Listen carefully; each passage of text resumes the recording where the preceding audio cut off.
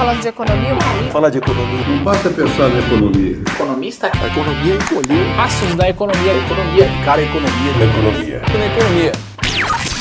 Olá a todos, aqui é Luísa Pinese, economista da XP. Sejam bem-vindos a mais um episódio do EconoCast, nosso bate-papo de economia quinzenal com a equipe de analistas da XP, onde comentamos sobre cenário macroeconômico, notícias e tudo de mais relevante que está acontecendo no Brasil e no mundo. Para o episódio de hoje, temos Caio Megali. O Caio, ele é economista-chefe da XP e também co-host no EconoCast, né? Ele sempre participa aqui nos episódios com a gente, ele sempre tem dois papéis, né? Ele é comentarista e também mediador aqui no episódio. E conosco, Thiago Sbardelotto. Thiago, ele é economista de fiscal aqui no time de economia da XP. E o Thiago tá quase que um convidado recorrente aqui nos episódios, né? Ele participou, assim, de vários episódios recentemente, é um tema bem quente aqui desse ano e também nos últimos anos também. Thiago, seja bem-vindo novamente, agora que estamos gravando o EconoCast por vídeo. Né? Então, bora falar um pouco de fiscal, já dei um pouco de spoiler.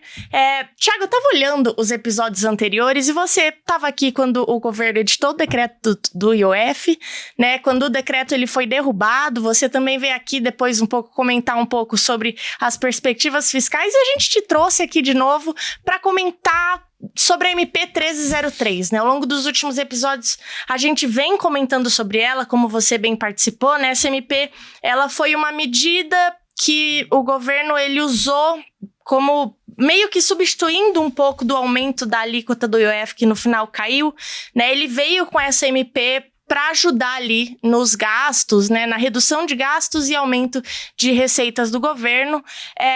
Essa MP, ela foi caducada, né? No final, ela perdeu a validade nas últimas semanas e acabou que voltou uma discussão novamente no fiscal se o governo vai ter ou não que mudar essa meta fiscal, né? Eu lembro que, diante dos nossos cálculos, a nossa expectativa era que tivesse um alívio nas despesas públicas, né? Tanto por maior arrecadação quanto por menor gastos, de uma economia ali de 7 bilhões nesse ano e de 22 bilhões no ano que vem. E aí, Thiago, eu queria ver com você para perguntar assim, a gente vai ter que mudar a meta fiscal depois de todo esse acontecimento com a medida, né? O que está acontecendo? Bom dia, boa tarde, boa noite para quem está nos assistindo. Obrigado mais uma vez por poder participar aqui da discussão. E indo direto ao assunto, né? Enfim, a gente teve toda essa novela relacionada à MP 1303, que era uma MP ali que trazia uma série de mudanças era uma MP que fazia uma reforma estrutural nos investimentos, né, na tributação sobre investimentos, e trazia junto dessa reforma uma série de medidas com o intuito de aumentar a arrecadação do governo e também fazer algum controle de gastos, né? Então, só para recordar aqui, eram 5 medidas relacionadas à arrecadação. Então, a gente tinha a tributação de títulos isentos, né? Então, estou falando aqui de CRI, CRA, LCI, LCA, que é aqueles títulos do setor de agronegócio e do setor imobiliário. Nós tínhamos ali a tributação, o aumento da tributação sobre bets, a tributação de CSLL de fintechs, né, um aumento da tributação de CSLL de fintechs. Tínhamos também o aumento da alíquota de JCP, né, são juros sobre capital próprio, e por fim uma medida de limitação de compensações tributárias. Todas essas medidas somadas davam ali em torno de 20 bilhões no ano que vem, pouco mais de 10 bilhões nesse ano, segundo os dados, segundo as informações do próprio governo. Além disso, a gente tinha do lado das despesas algumas mudanças ali de auxílio defeso, a partir de pé de meia, de compensação previdenciária e uma mudança também pequena ali no parte de auxílio doença. Então, essa parte de despesas que não é muito falada, né? A gente que acompanha aqui estava, obviamente, olhando para isso, mas não saiu ali muito, porque essa MP era muito grande, tinha muito assunto, né? Então, esse controle de despesas estava ali com um ganho de 10 bilhões no ano que vem, segundo projeções do próprio governo também. Como você bem disse, essa MP perdeu a sua validade e aí o governo agora está correndo atrás para tentar, pelo menos, recuperar uma parte dessa MP. Qual parte? Do lado da arrecadação, nós sabemos que tem ali uma série de medidas que eu listei aqui que tem uma resistência maior no Congresso, uma resistência política que acaba ali tornando elas menos viáveis nesse momento. Então o governo está indo atrás daquela parte que é menos controversa, que é justamente a limitação de compensação tributária. Só essa medida tem uma projeção de arrecadar 10 bilhões, ou seja, metade daquilo que o governo esperava para o ano que vem. É a mais importante. É a mais importante, sem dúvida. Pelos dados que a Receita Federal nos encaminhou ali, com pedido de acesso à informação, o potencial dessa medida pode até ser um pouco maior, tá? Então a gente está até otimista com relação à capacidade de arrecadação dessa medida no ano que vem. Além disso, o governo está tentando resgatar aquela parte de controle de despesas, porque isso é muito importante para ele poder fazer ali a sua execução orçamentária de forma mais tranquila no ano que vem. Ele conseguiu aprovar, ele conseguiu colocar essas duas medidas, né, essas medidas de arrecadação que eu citei, mais essas de controle de despesas, e um PL, um projeto de lei que faz ali permite atualização dos valores do imóvel, com um pagamento de tributo sobre o valor de utilização. Então ele colocou ali como se fosse um que a gente chama no jargão ali de jabuti, né? Quer dizer, é estranho ali o objeto, mas tem uma relação porque se trata de uma medida que também vai dar algum ganho fiscal para o governo. E na nossa visão, se ele conseguir aprovar isso, né? Enquanto a gente conversa aqui, essa semana já passou pela Câmara, né, vai para o Senado. Se o governo conseguir aprovar essa medida, ele já tem ali encaminhado boa parte do ajuste que ele precisa para o ano que vem. Boa parte da receita e da despesa que ele precisa para o ano que vem. Então, a nossa visão não muda muito em relação ao que a gente já tinha antes, que é, olha, existe de fato um desafio para o ano que vem do governo cumprir a meta, ele ainda precisa ali de uma arrecadação adicional de uns 10, 11 bilhões, mas ele está bem próximo do limite inferior da meta, né? Então, é possível ele cumprir, sim, fazendo algum esforço adicional, fazendo algum contingenciamento, fazendo ali alguma arrecadação adicional por outra medida. Então, a gente não acredita que ele vai mudar a meta no ano que vem. A gente acha que ele está no caminho para cumprir essa meta no ano que vem e entregar ali também as despesas dentro do limite de despesas, tá? Qual que é o maior risco para isso hoje? É uma desaceleração mais forte da economia.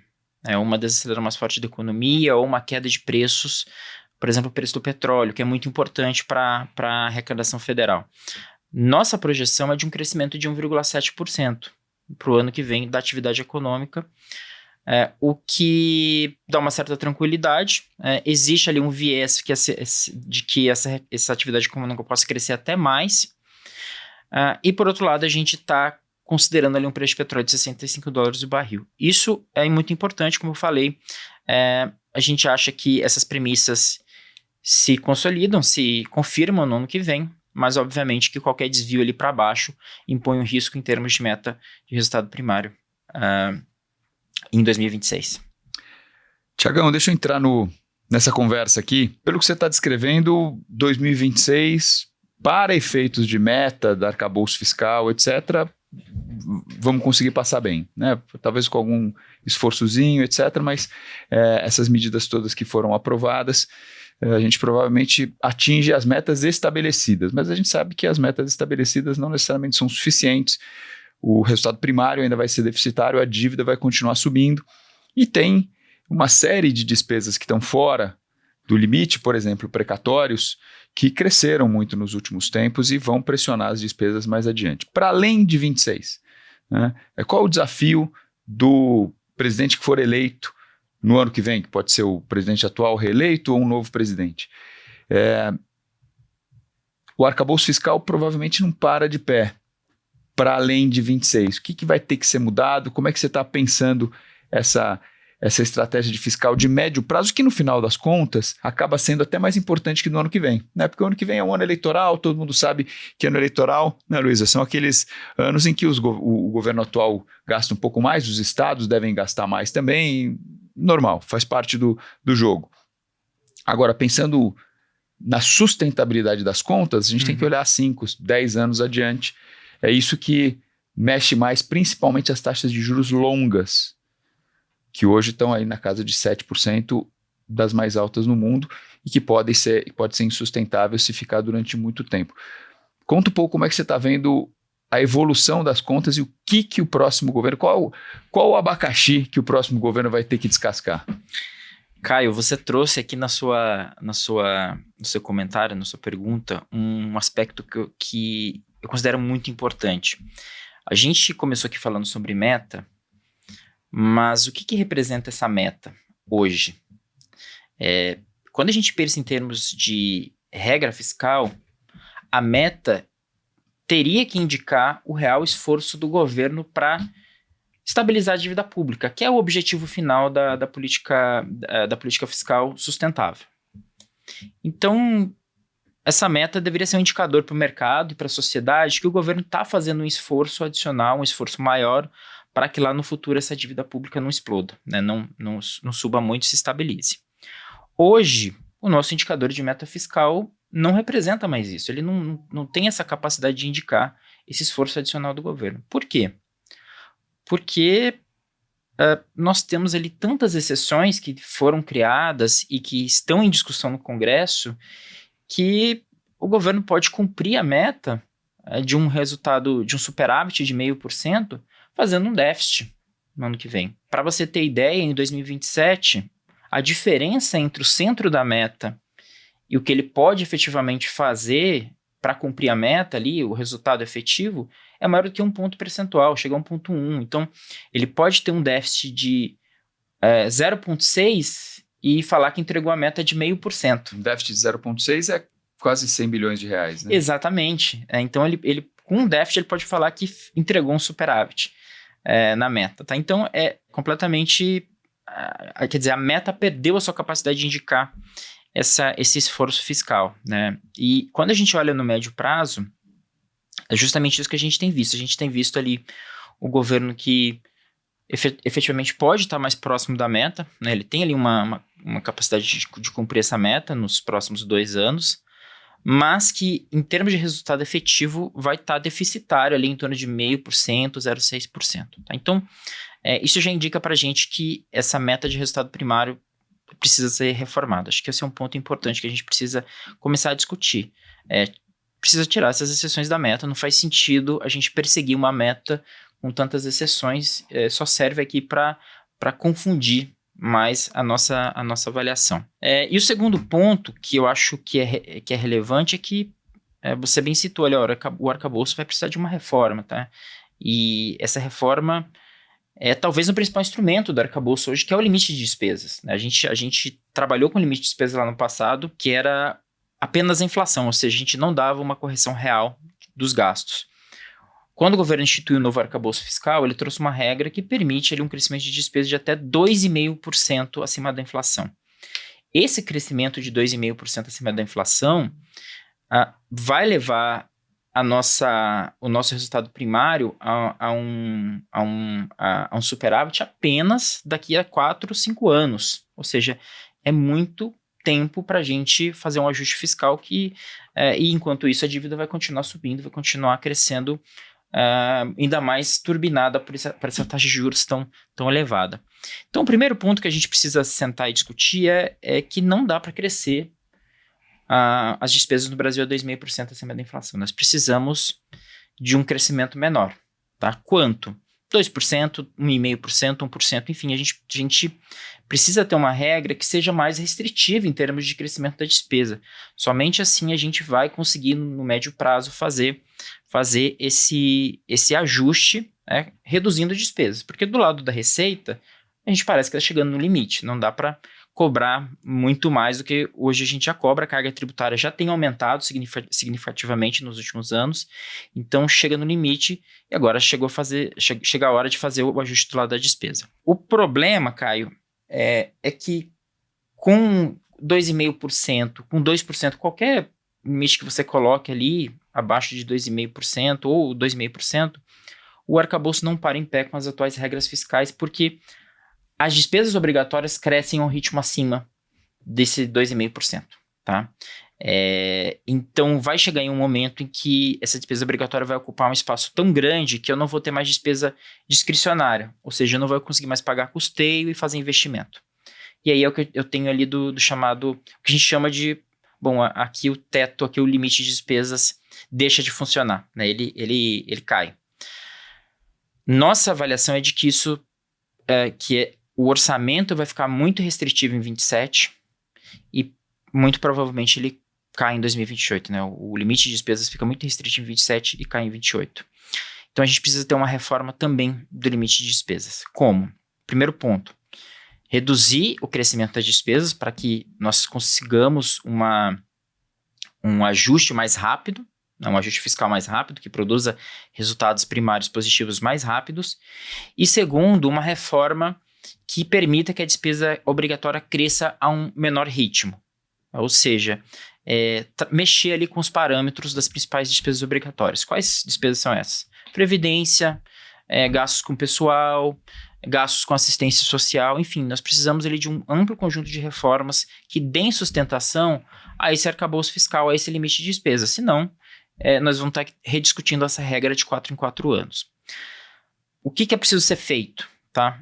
São reformas muito duras e muito difíceis, que têm um custo político muito alto. Então, a gente está falando aqui de mexer com benefícios como o abono salarial, né? Focalizar melhor o abono salarial, de mudar a regra de reajuste do salário mínimo, de dar um reajuste menor para os servidores, controlar ali o gasto com os servidores, de eventualmente ali fazer uma reforma de assistência social, né? Aumentar os requisitos, porque hoje quem recebe um salário menor não tem incentivo para contribuir com a Previdência, ele vai ali para o BPC, naturalmente. Então, é preciso que a gente equalize todos esses parâmetros para que isso fique, para que isso caiba dentro do nosso teto de gasto, dentro do nosso limite de despesas. Tá? Então, é uma reforma que, de fato, vai ter que ser feita em 27 e que vai ter um custo político bem alto, qualquer que seja o governo que entre naquele momento. E não só isso, né? Além disso, a gente tem alguns riscos fiscais que você também vem falando recentemente, por exemplo, aumento do programa de Bolsa Família, gratuidade do transporte público, que a gente vem lendo ali bastante nos jornais recentemente. Então, segundo as suas próprias estimativas, riscos tanto da natureza legislativa quanto judicial podem aumentar ali as despesas em até 385 bilhões, né? Claro que são riscos, né? Isso, se tudo se concretizar, mas assim, é bastante coisa. Aí, nesse sentido, eu queria puxar um pouco para você, Caio. A gente está gravando aqui esse EconoCast em semana próxima do Copom, né? Como que tudo isso que o Thiago falou pode afetar ali nossa visão, nossas projeções também para a política monetária e como o Copom deve tratar desse assunto, né? Boa. O Copom vem falando de fiscal, né? Sempre. Você pega lá os parágrafos da ata, sempre tem 2 ou 3 parágrafos que, não explicitamente, até porque o Banco Central gosta de só colocar no cenário principal dele ali medidas que estão aprovadas e que vão ser implementadas certamente, né? Então, por exemplo, nem a desoneração do imposto de renda para o ano que vem, que todo mundo sabe que vai acontecer, a Câmara já aprovou com tranquilidade, o Senado vai aprovar, mas como não está formalmente aprovado, o Banco Central ainda não coloca no seu cenário base, mas certamente ele leva isso em consideração na hora de dar tomada de decisão e na hora de medir o tom da ata ali, né, do comunicado, do que ele vai falar. Então, eu acho que esse é um tema bastante relevante, é isso, assim, ao fim e ao cabo a gente precisa saber, para a política monetária, 2 coisas. Primeiro, se o fiscal vai impulsionar a demanda ou não. A medida do imposto de renda que eu mencionei agora tende a ser financeiramente equilibrada, em termos de equilíbrio das contas, né, porque tem uma tributação para as classes mais ricas também ao mesmo tempo, só que em termos de demanda final, provavelmente é expansionista, né, porque a desoneração do imposto de quem ganha menos vira consumo. E mais imposto em quem ganha mais, provavelmente não vai reduzir o consumo dessas pessoas, especialmente consumo de bens do dia a dia, que são mais importantes ali para impactar a inflação. Então, esse é um primeiro aspecto. E o segundo aspecto é a sustentabilidade da dívida ao longo do tempo, que tem implicações em risco, percepção de risco, portanto, nível de taxa de juros. Se a percepção de risco é maior, o Banco Central consegue reduzir menos o juro. O juro de equilíbrio é mais alto ao longo do tempo, impacta a taxa de câmbio, e o câmbio também impacta a inflação, ou seja, o fiscal é variável de primeira importância ali na tomada de decisão do BC. Mas, assim, como o Thiago estava descrevendo aqui, o que já está acontecendo, já é conhecido, provavelmente não piora em termos de expansionismo no curto prazo, acho que o Banco Central não vai ser isso que vai evitar com que o Banco Central corte juros no ano que vem. Né? A nossa visão é que, em algum momento, ele vai poder reduzir o grau de aperto da política monetária. A taxa de juros hoje em 15% significa uma taxa de juro real de quase 10%. Né? É bastante forte. Já se reflete na desaceleração da economia, mais em alguns setores como os ligados a crédito, menos em outros, mais ligados à renda corrente, mas em geral a economia está perdendo força. O câmbio se valorizou esse ano, em parte também porque os juros são elevados, né, e atraem capital de fora. Nós estamos vendo, além desses fatores, outros fatos que estão ajudando a trazer a inflação para baixo. Por exemplo, alimentos estão caindo em várias partes do país por conta de produção. O clima está ajudando, a produção está forte, então alimentos como açúcar, café, grãos, carnes tiveram um comportamento super positivo esse ano. A Petrobras reduziu gasolina esses dias, porque o petróleo caiu no mercado internacional e a nossa taxa de câmbio aqui está um pouco mais forte. Então tem vários fatores que sugerem que a dinâmica de inflação melhorou. Acho que o Banco Central vai reconhecer isso na ata do próximo Copom, e isso vai levar a algum momento à conclusão de que não precisa de um juro tão apertado. Acho que não é para agora, mas em algum momento mais adiante. Agora, essa melhora tem que ser feita com ressalvas, e acho que o Copom vai fazer essas ressalvas na sua comunicação oficial. Que ressalvas são essas? Olha aqui, a inflação caiu, as expectativas diminuíram, mas a gente ainda está muito acima da meta. A meta é 3%, as expectativas estão ali em torno de 4%, para um horizonte ali de 12 a 18 meses, que é o horizonte que o Banco Central mira. A atividade começou a desacelerar, mas de um patamar bem apertado. Taxa de desemprego, que é uma medida de ociosidade, super baixa, né? Então pouca ociosidade ali. Nível de utilização da capacidade instalada, tem uma sondagem da Fundação Getúlio Vargas que pergunta para as empresas quanto que você está usando da capacidade instalada. Esse indicador está perto das máximas históricas. Aperto também ali nesse fator de produção. Então, esse é um cenário, e tem todos esses riscos fiscais para o ano que vem. Então, eu acho que isso vai deixar o Banco Central ainda cauteloso. Por isso que eu acho que ele não corta agora, provavelmente não corta esse ano, provavelmente espera até março para cortar. Esse é o nosso cenário base. Mas talvez ele faça antes. Eu acho que entre janeiro e março, curioso que a gente tinha uma visão que ia ser mais cedo, janeiro, aí mudamos para março justamente por esses riscos fiscais. Não estou arrependido, não. Eu acho que ele vai ser um pouco mais cauteloso mesmo, vai esperar mais, até porque, como o desemprego está baixo, o Banco Central não precisa ter pressa. Se o desemprego estiver subindo, como é nos Estados Unidos, né? Nos Estados Unidos a inflação está acima da meta, mas não está muito acima da meta, e o desemprego lá está com cara de que está subindo. Criação de postos de trabalho diminuindo. Por que eu falei que está com cara? A gente não sabe direito porque eles estão em shutdown lá, né? Significa o seguinte, o governo... Paralisados. O governo está paralisado, não está dando informações, o FED está meio que navegando por instrumentos ali, né? Mas tem sinais de que o desemprego está subindo. Então, ali ele tem que ser mais preventivo, mais preocupado, porque tem um pedaço de emprego. Aqui, como o emprego está super forte, é muito provável que ele opte por esperar um pouco mais, e se precisar, ele corta mais lá na frente. Então, acho que vale a pena ser um pouco mais cauteloso, esperar um pouquinho mais, e eu acho que é nessa direção que ele vai. E é o que eles têm feito também, né? Nas últimas comunicações, eles têm trazido um tom bem mais duro, assim, bem mais conservador, o hawkish, que a gente fala no jargão econômico aqui, sobre as decisões deles, né? Eles não querem queimar a largada, esse é o ponto. Eles estão conseguindo, a coisa está indo na direção deles, a economia está bem, está firme, não tem razão para queimar a largada e pôr a perder as conquistas recentes. Exatamente, Kai. E assim, além de todas as questões domésticas, você mencionou ali rapidamente o FED, que tem a decisão deles é muito importante ali também para o que vai acontecer não só no Brasil, mas também nas outras economias ali do mundo, né? E essa semana, a semana em que a gente grava esse episódio, teve decisão do FED, que é o Banco Central dos Estados Unidos. Eles reduziram a taxa básica deles, que é o que a gente chama de Fed Funds, em 0,25 pontos percentuais, né? Mas o que chamou atenção nessa última reunião foi o tom também um pouco mais duro do Powell, né? O Powell é o presidente lá do Fed, ele trouxe que ainda não está claro o que eles vão fazer na reunião de dezembro e quando ele trouxe isso, o mercado precificava ali quase 100% de chance de corte em dezembro, né? Então, não era algo que era esperado, assim, que ele trouxesse ali na comunicação pós-decisão. Fala um pouco mais de como que isso pode também influenciar a decisão do Banco Central aqui.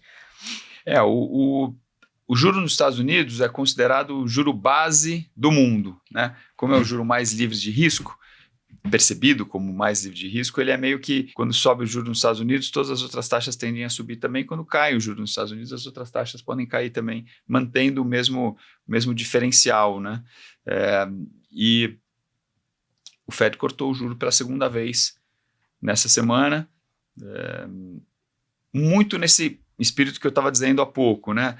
Não é que a inflação está caindo, está abaixo da meta e ele precisa estimular, mas ele está um pouco preocupado com a dinâmica do emprego, então ele está meio que agindo preventivamente. O Powell não garantiu que vai continuar cortando juros, né? Ele falou, a gente precisa entender bem os dados, depois que acabar essa paralisação do governo e a gente entender melhor os dados, pode ser que a gente não precise cortar mais, mas de qualquer forma eles fizeram essa segunda redução, o mercado espera que ele corte mais adiante, isso nos ajuda. Pega, por exemplo, a dinâmica da taxa de câmbio no Brasil, né, que você conhece bem, se acompanha, você é uma das responsáveis aqui, né, na nossa área pela estimativa de câmbio e das contas externas. Então, o fiscal tem incertezas, as contas externas pioraram recentemente, aumentou o déficit em conta corrente, né, aumentou nosso déficit externo porque as nossas importações estão subindo muito. Isso tudo deveria sugerir uma taxa de câmbio mais desvalorizada. Tem muita incerteza política e tal, só que o câmbio está se comportando super bem. Pelo contrário, né? Ele deu uma desvalorizadinha, mas voltou a valorizar. Por que isso está acontecendo? Porque o Fed está cortando juros lá fora e está empurrando a moeda americana para baixo. O dólar se desvalorizou. E aí as outras moedas se valorizaram. Então, o que a gente espera ali é que o Fed corte mais. Eu acho que não vai cortar muito, não. Porque a economia deu uma desacelerada, mas ela segue relativamente firme. Tem todos os investimentos em inteligência artificial, etc., que estão mantendo a economia aquecida. E, como a gente falou, né, a inflação ainda está acima da meta lá. Então, acho que ele não vai cortar muito, mas corta mais um pouco ainda. E isso nos ajuda. Legal, então é isso. Vamos continuar acompanhando aqui o que o Copom vai fazer na semana que vem. Lembrando que esperamos um corte ali na taxa Selic apenas na reunião de março, mas é o que o Caio falou, né? Tá entre ali janeiro e março, e também não só acompanhar o Copom, mas também acompanhar o EconoCast aqui nos próximos episódios, né? Vamos continuar trazendo ali atualizações desse e de outros assuntos. Muito obrigada aí pela presença de todos, né? Estamos disponíveis no YouTube ou no seu tocador de podcast favorito e não só isso, né? Todas as nossas análises, relatórios e tudo que a gente posta aqui no time de research está disponível também no nosso site conteúdos.xpi.com.br. Mais uma vez, muito obrigada e até o próximo EconoCast. Valeu, gente. Obrigado.